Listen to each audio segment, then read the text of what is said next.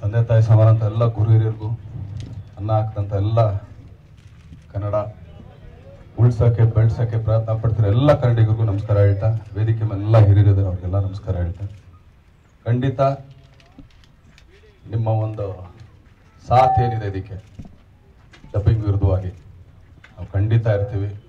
ಎಲ್ಲರೂ ಧ್ವನಿ ಎತ್ತುತ್ತಾ ಇದ್ದಾರೆ. ಇದಕ್ಕೊಂದು ಸಣ್ಣ ಒಂದು ಉದಾಹರಣೆ ಹೇಳ್ತೀನಿ, ನಾನು ಜಾಸ್ತಿ ಮಾತಾಡಲ್ಲ.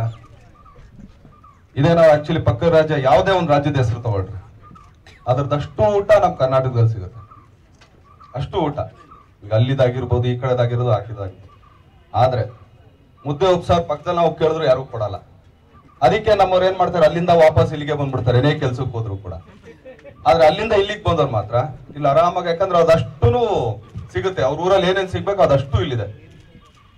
ಆದ್ರಿಂದ ನಾವುಗಳು ಎಲ್ಲಿಂದ ಹೋಗೋಣ, ಏನ್ ಮಾಡೋಣ? ಎಲ್ಲ ನಾವು ಸ್ವಲ್ಪನೇ ಜನ ಇರೋದು. ಹಬ್ಬ ಅಂದ್ರೆ ಹಿಂಗ್ ಜಾಡ್ಸಿದ್ರು ಕೂಡ ಒಂದಷ್ಟು ಜನ ಕಲಾವಿದ್ರು ಸಿಗ್ತೀವಿ. ಸೊ ನಿಮ್ ಸಾಥ್ ಸದಾ ಇರ್ಲಿ, ಕನ್ನಡದ ಮೇಲೆ ಇರ್ಲಿ, ಕನ್ನಡ ಚಿತ್ರರಂಗದ ಮೇಲೆ ಇರ್ಲಿ ಅಂತ ಕೇಳ್ಕೊಳ್ತೀನಿ. ಎಲ್ಲ ಹಿರಿಯರು ಏನೇನ್ ನಿಂತಿದ್ದಾರೆ. ಸೊ ಖಂಡಿತ ಅದೇ ಜಗೇಶ್ ಅಣ್ಣ ಹೇಳ್ದಂಗೆ ಡಬ್ಬಿಂಗ್ ಬೇಡ, ಡಬ್ಬಿಂಗ್ ಮಾಡೋದು ಈಗ ಒಂದೇನಾಗಿದೆ, ಡಬ್ಬಿಂಗ್ ಬೇಡ ಅನ್ನೋದಕ್ಕೆ ಅನ್ನೋದು. ಈಗ ನಾವು ಪ್ರತಿಯೊಬ್ಬರದ್ದು ವಾಯ್ಸ್ ಗೊತ್ತಿದೆ ನಮ್ಗೆ, ಯಾರೇ ಆಗ್ಬೋದು, ಪಕ್ಕದ ರಾಜ್ಯದ ಯಾರೇ ಒಬ್ರು ಕಲಾವಿದ್ರು ಇರ್ಬೋದು, ಅವ್ರೆಲ್ಲಾರು ವಾಯ್ಸ್ ಗೊತ್ತಿದೆ. ಇದಕ್ಕೊಂದು ಉದಾಹರಣೆ ನಾನೇ ಹೇಳ್ತೀನಿ.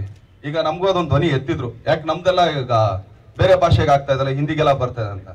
ನಾನೇ ಒಂದ್ಸಲಿ ನನ್ನ ಸಿನಿಮಾ ನೋಡ್ಬಿಟ್ಟು 5 ನಿಮಿಷ ನೋಡ್ಲಿ ನಾನೇ ಆಫ್ ಮಾಡ್ಬಿಟ್ಟೆ, ಯಾಕಂದ್ರೆ ಅಷ್ಟೊಂದೊಂದು ಇದಾಗಿರುತ್ತೆ.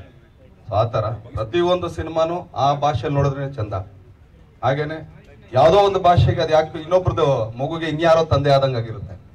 ಆದ್ರಿಂದ ಖಂಡಿತ ಡಬ್ಬಿಂಗ್ ಬೇಡ. ಅದಕ್ಕೆ ನಮ್ಮ ಹಿರಿಯರು ಏನೇನು ಹೇಳ್ತಾರೆ ಅದಕ್ಕೆ ಯಾವಾಗ್ಲೂ ನಾವು ಸಾಥ್ ಇರ್ತೀವಿ. ಸೊ ನಿಮ್ಮ ಒಂದು ಆಶೀರ್ವಾದ, ಬೆಂಬಲ ಸದಾ ಈ ಹೋರಾಟಕ್ಕೆ ಇರ್ಲಿ ಅಂತ ಕೇಳ್ಕೊಳ್ತೀನಿ. ಧನ್ಯವಾದಗಳು.